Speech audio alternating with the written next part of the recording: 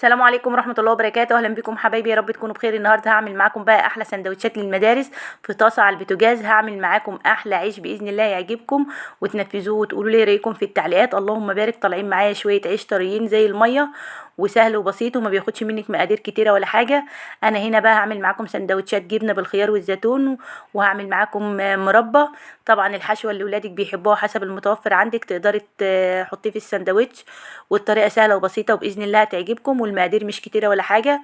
وزي ما اتفقنا في طاسة على البوتاجاز هنعمل مع بعض أحلى عيش، أحلى من العيش الفينو بكتير، وضامنة نجاحه 100%. والطريقة سهلة وبسيطة. ولو عجبكم الفيديو لايك وشير علشان يوصلكم مني كل جديد إن شاء الله. وبإذن الله الفيديو ده هيعجبكم وتنفذوه وتقولوا لي إيه رأيكم في التعليقات.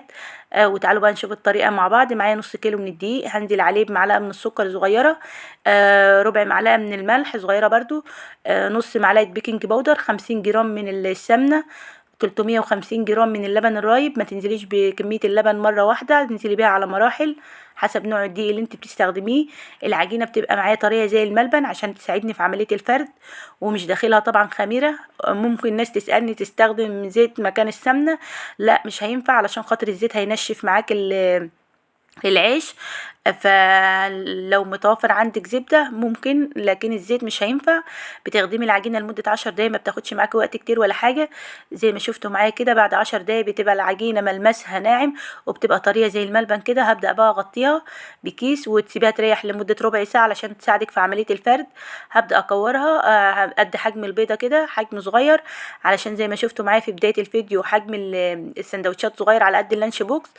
وتبداي تكوريها وترصيها كده، تسيبها 5 دقايق برضو وتغطيها بكيس عشان الوش بتاعها ما ينشفش. واول كور واحده انت كورتيها يعني هتبداي تفرديها علشان تكون ارتاحت معاكي.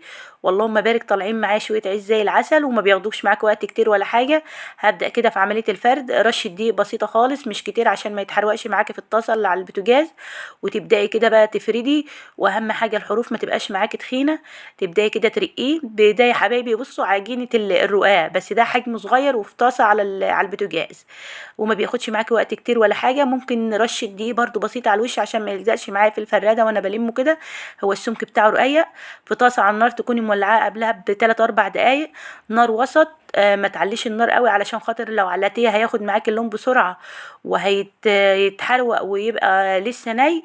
ولو هدتيها خالص هيبقى مثلا هينشف معاكي. فالنار تكون وسط، بياخد معاكي 3 4 دقايق على النار. اللهم بارك. الجنبين بياخدوا اللون الجميل اللي انتوا شفتوه معايا ده. هبدا افرد معاكم واحده كمان. عمليه الفرد سهله لان انا سبت العيش ريح. وابدا بقى الفه كده على الفراده دي. لو متوفره عندك، مش متوفره تقدري على ايديكي عادي. بس انا عشان زي ما قلت لكم العجينه معايا طريه، ما تشكلش اشكال غريبه وانا بشيلها على ايديا، فبحاول اشيلها على الفراده. وببدأ كده على اول كل واحده تعمليها على الرخامه كده. الطاسه جنب منك على البوتاجاز، تبداي على طول تحطيها. كل ما تخلصي واحده تعملي التانية على طول. سهل وبسيط وما بياخدش معاكي وقت كتير. واللهم بارك. طالعين معايا زي ما انتم شايفين طريين واخدين اللون الجميل، وباذن الله هيعجبوكم. وتقدري بعد ما تخلصي كل الكميه، لو عاوزه تسيبيها تبرد 5 دقايق عشان ما ينشفش منك، تبداي تحطيه في الفريزر. لو ما انتش حابه تحطيه في الفريزر، مثلا عاوزه تعملي النص كيلو ده بالليل وهتعملي لاولادك الصبح سندوتشات، هقولك بقى طريقه تحتفظي بيه ويتن طري معاكي. ممكن لما يبرد تبداي تلفيهم في كيس يفضل معاكي طري لغايه الصبح. او لو عندك عيش من اللي بنجيبه من الفرن، تقدري تحطي كل رغيفين من دول فوق منهم رغيف من الكبير بتاع الفرن، وتكرري العمليه دي كده فوق بعضها.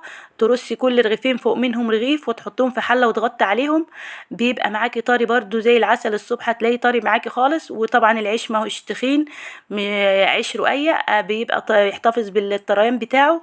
وباذن الله هيعجبكم. ولو انت عامله كميه كبيره تقدري تحطيه بقى تفرزيه في الفريزر، وزي ما قلتلك او تحطيه في كيس لغايه الصبح، على ما تعمليه لاولادك سندوتشات. وباذن الله الطريقه سهله وبسيطه، وزي ما قلت لكم مقاديرها مش كتيره ولا حاجه. ويا رب الفيديو يكون عاجبكم وتنفذوه وتقولوا لي ايه رايكم. واللهم بارك. طالعين معايا شويه عيش زي العسل وبيبدا يرفع معايا زي ما انتم شايفين، مع انه مش داخله خميره.